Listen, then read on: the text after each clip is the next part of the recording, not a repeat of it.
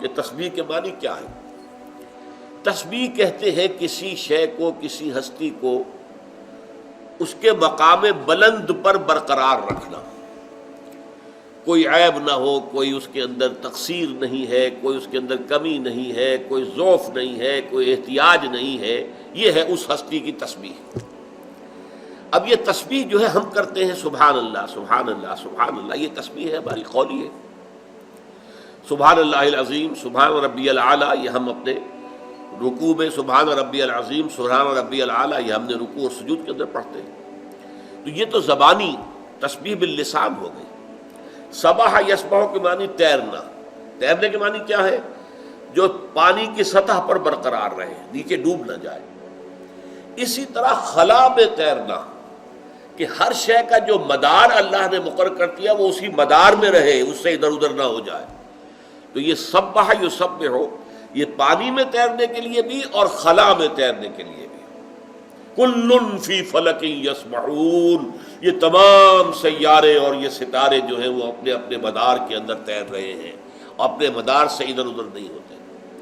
اور کسی کو سبح یسبح تیرانا، برقرار رکھنا، اس کی اونچائی، اس کے مقام عظیم جو ہے اس پر اسے فائز رکھنا، اس کے ساتھ کسی کمزوری کو، کسی احتیاج کو، کسی ضعف کو، کسی نقص کو، کسی عیب کو کسی درجے میں بھی منسوب نہ کرنا۔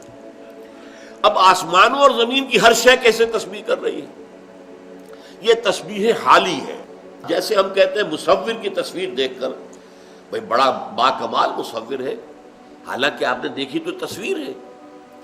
تصویر زبان حال سے اپنے مصور کے کمال فن کی گواہی دے رہی ہے۔ گویا کہ یہ پوری کائنات اپنے صانع، اپنے خالق، اپنے مالک، اپنے مصور، یہ الفاظ آپ کو معلوم ہے، هو اللہ الخالق البارئ المصور، وہ مصور بھی تو ہے۔ یہ نقشہ کشی کس نے کی ہے؟ یہ کائنات جو ہے اس کا ذرہ ذرہ، سیاروں سے لے کر ذرات تک، یہ گواہی دے رہا ہے اپنی زبان حال سے کہ میرا خالق، اس کی قدرت مطلق ہے، اومنی پوٹنٹ، علی کل شیء قدیر، اومنیشینٹ، بکل شیء علیم، ہر چیز کا جاننے والا، اومنی پریزنٹ، ہر جگہ موجود، ہوا معکم اینما کنتم۔ اور اس کے نہ علم میں کمی ہے، نہ اس کی حکمت میں کمی ہے، نہ اس کے اختیار میں کوئی کمی ہے، نہ اس کی قوت میں کوئی کمی ہے، ہر اعتبار سے، ہر عیب سے، ہر نقص سے، ہر ضعف سے، ہر احتیاج سے پاک ہے، اعلیٰ ہے، عرفہ ہے، منزہ ہے۔ یہ ہے تسبیح۔